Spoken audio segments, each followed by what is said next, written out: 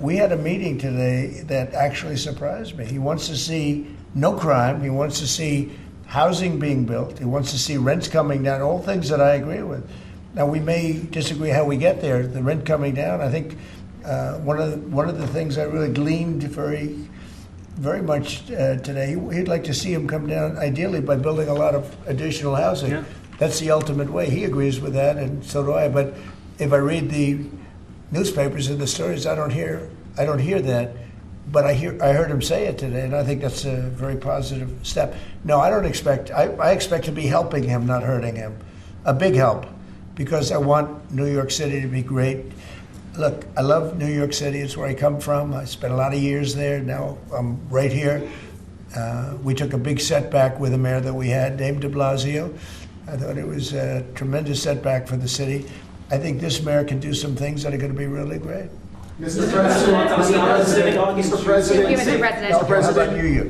Thank you, Mr. President. You're a billionaire. You have a different address nowadays than you used to, but you used to call New York City home. Would you feel comfortable living in New York City under a Mamdani administration? Yeah, I would. I really would. Especially after the meeting. Absolutely. What makes you comfortable? We agree on a lot more than I would have thought.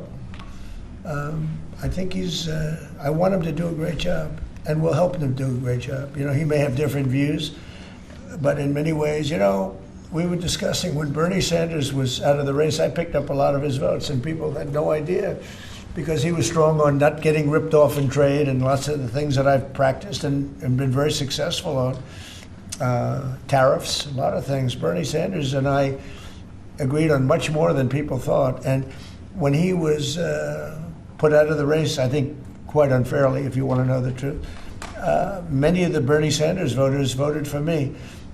And I felt very comfortable, frankly, in seeing that and saying that. And, it just turned out to be a statistical truth.